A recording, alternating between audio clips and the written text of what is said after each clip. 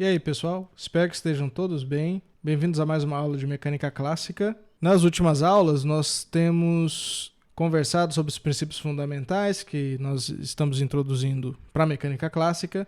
Nós introduzimos 6 postulados. Os últimos postulados que nós introduzimos foram a primeira lei de Newton e a conservação da energia mecânica. E aí nós conversamos sobre como esses postulados poderiam ser suficientes para descrever sistemas com 1 grau de liberdade, ou seja, sistemas que só dependem de uma variável para ser descritas.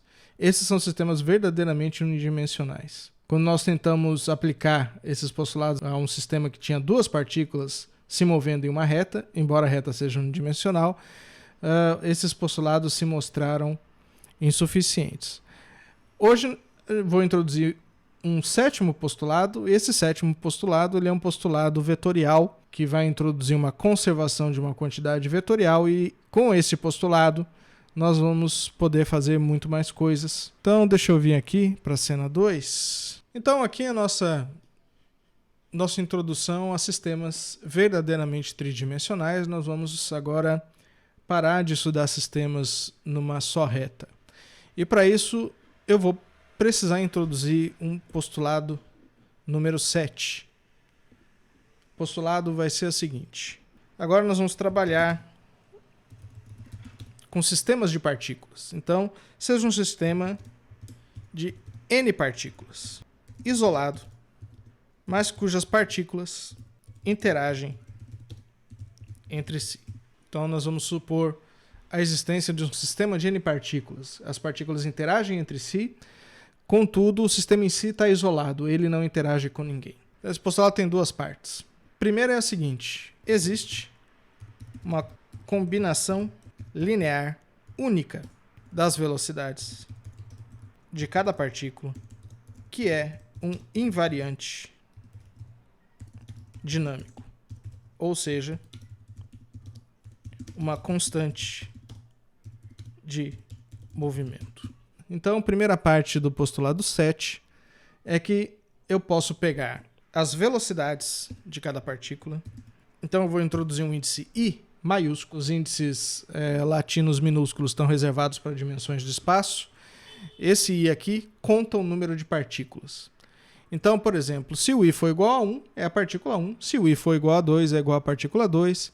E aí eu vou usar, obviamente, I, J ou K maiúsculos, por exemplo, contam o número da partícula.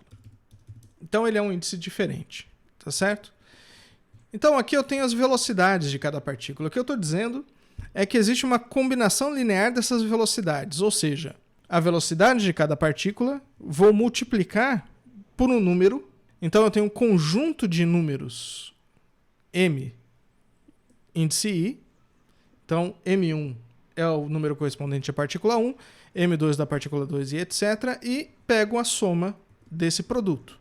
O que eu estou dizendo nesse postulado é que essa combinação linear aqui tem derivada total temporal igual a 0. E pronto. Só para colocar uma matemática, barra exists.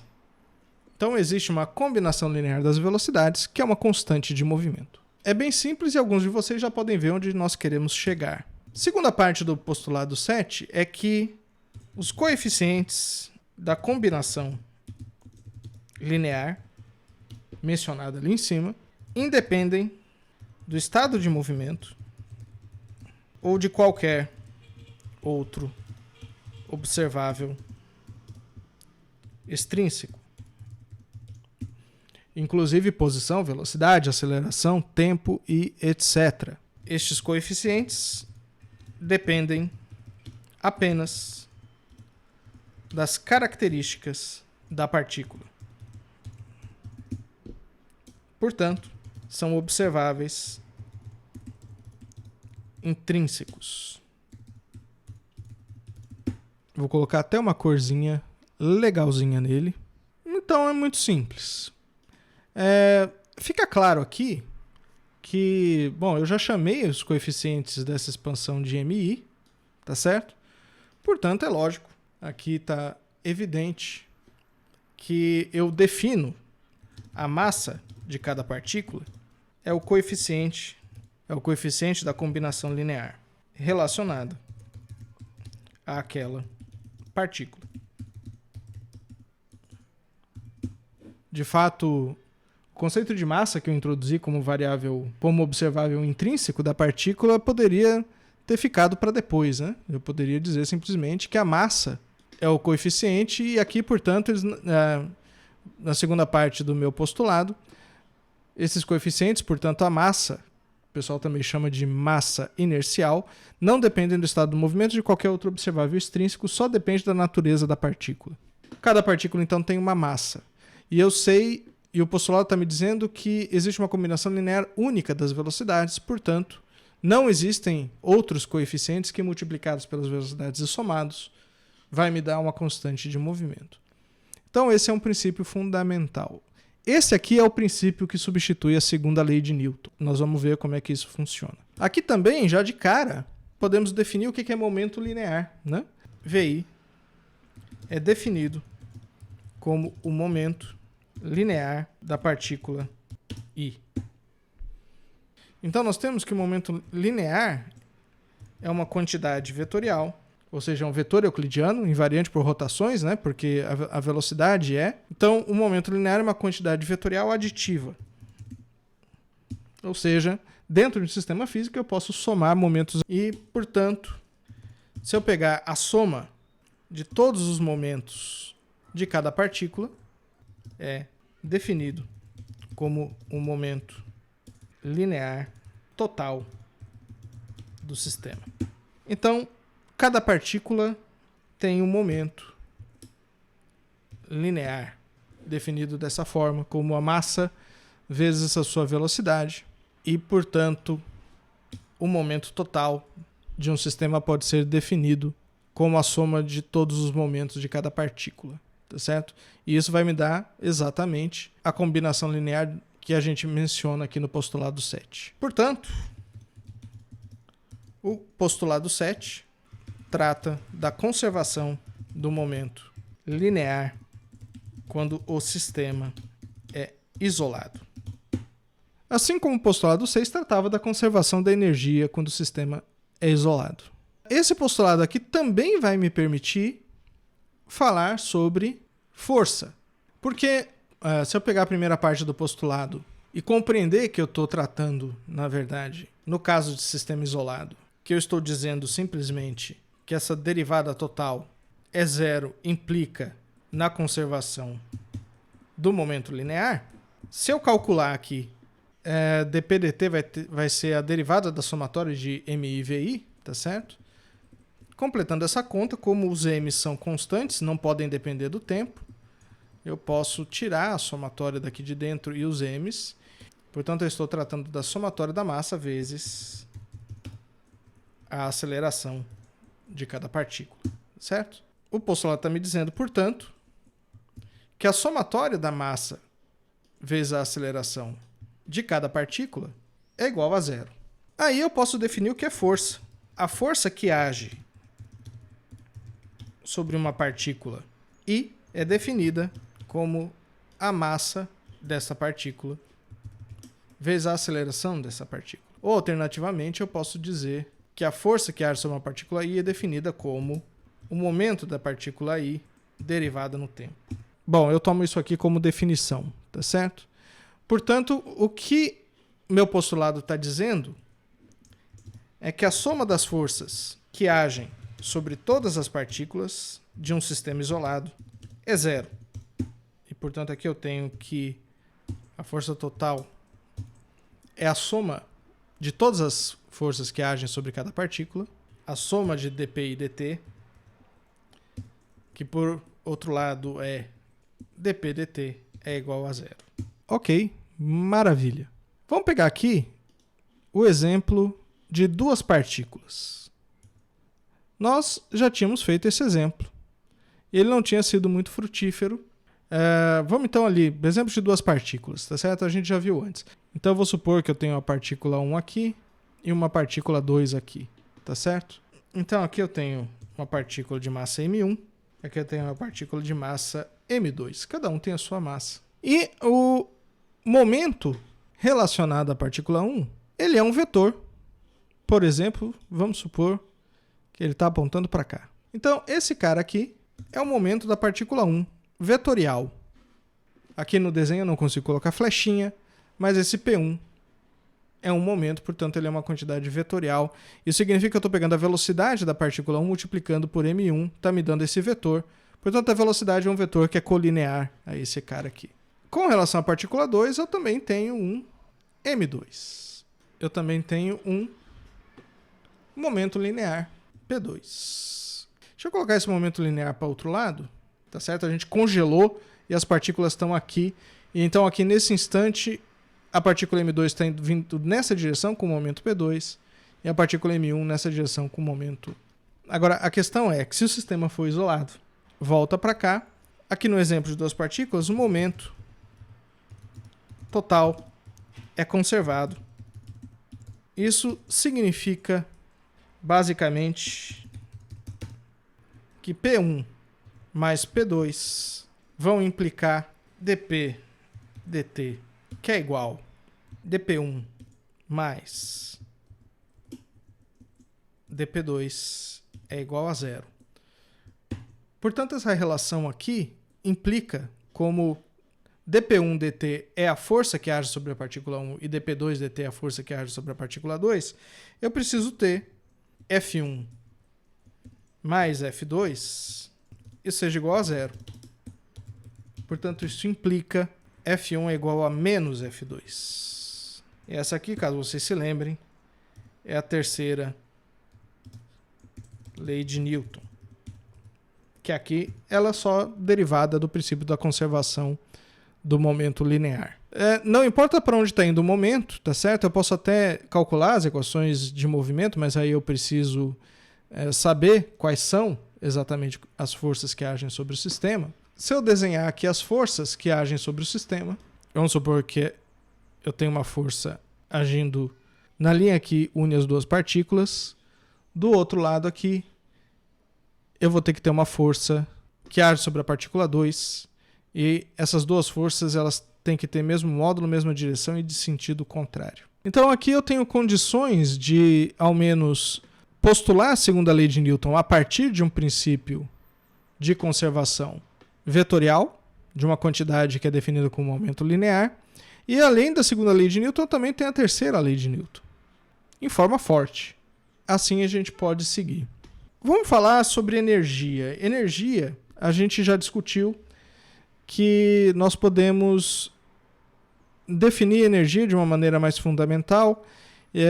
A gente viu que a gente pode definir energia cinética a partir da partícula livre e nós podemos expandir essa definição de energia cinética para qualquer partícula interagindo de qualquer maneira ou interagindo de maneiras arbitrárias. Só que nós podemos ver que existe uma conexão muito próxima entre a conservação do momento e a conservação da energia. A gente pode ver a relação entre momento e energia, analisando, por exemplo, vamos colocar o caso de uma partícula interagindo arbitrariamente.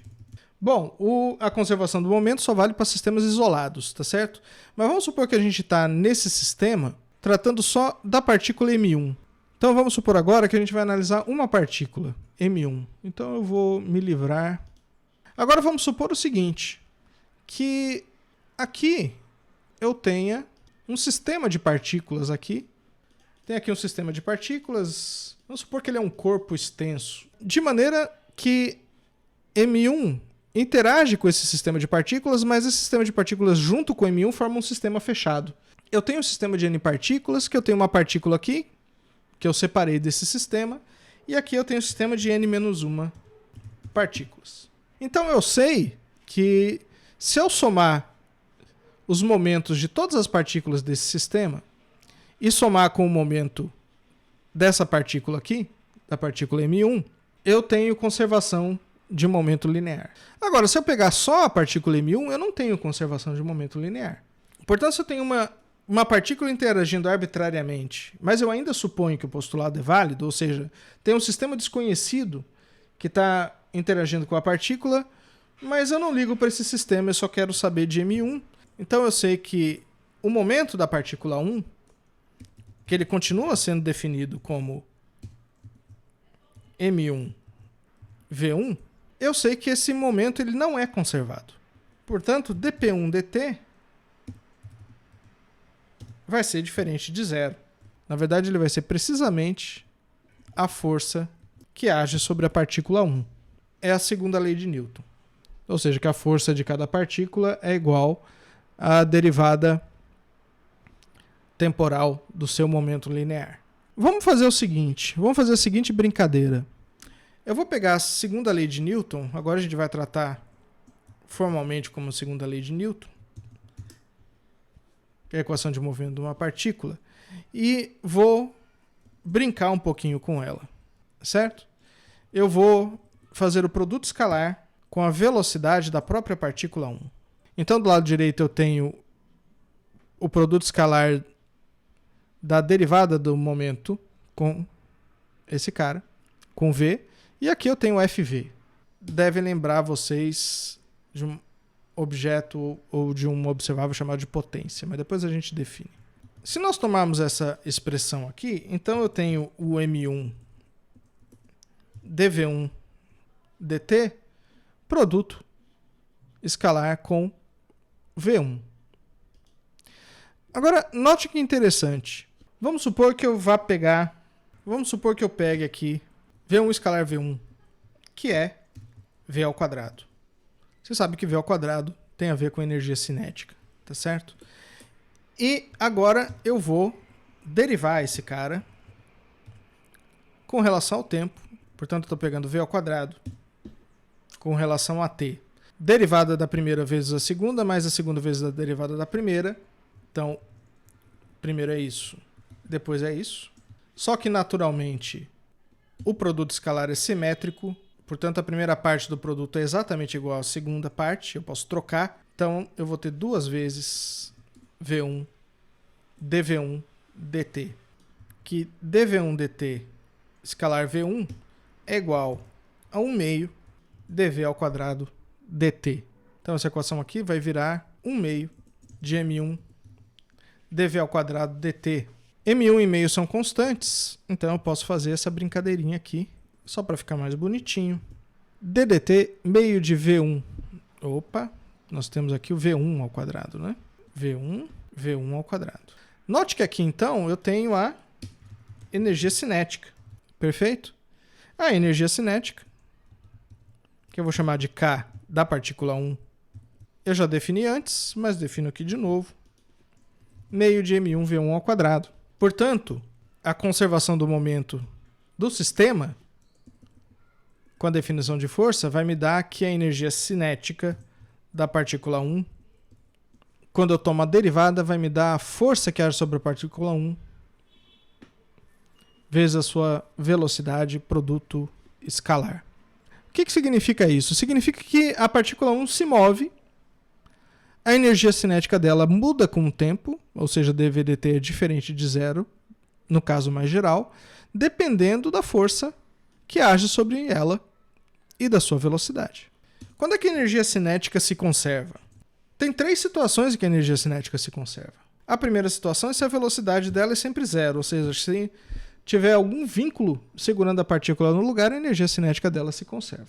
Claro que a energia cinética é zero, se a velocidade for zero. A segunda possibilidade é se a força que age sobre a partícula 1 é zero. Se a força que age sobre a partícula 1 for zero, significa que a derivada temporal do momento da partícula 1 é zero. Portanto, a partícula 1 é isolada, então eu estou no caso da partícula livre. Tá certo? Então, esse caso aqui é da partícula livre. E a gente viu que a energia cinética da partícula livre se conserva.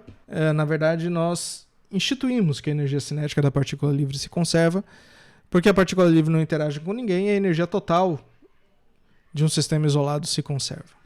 Agora, tem o caso também em que F1 e V1 são ortogonais. Né? Dois vetores são ortogonais quando o produto escalar entre eles dá zero. F1 e V1 ortogonais são casos especiais de forças que não realizam trabalho. A gente vai ver isso daqui a pouco. Então, esses são os três casos em que a energia cinética se conserva. Senão, no caso geral, essa partícula M1 vai se movimentar ao longo do tempo em determinada trajetória e esse outro sistema de partículas aqui também vai se mover da sua própria forma, dependendo do movimento. Mas a energia cinética passa a não se conservar.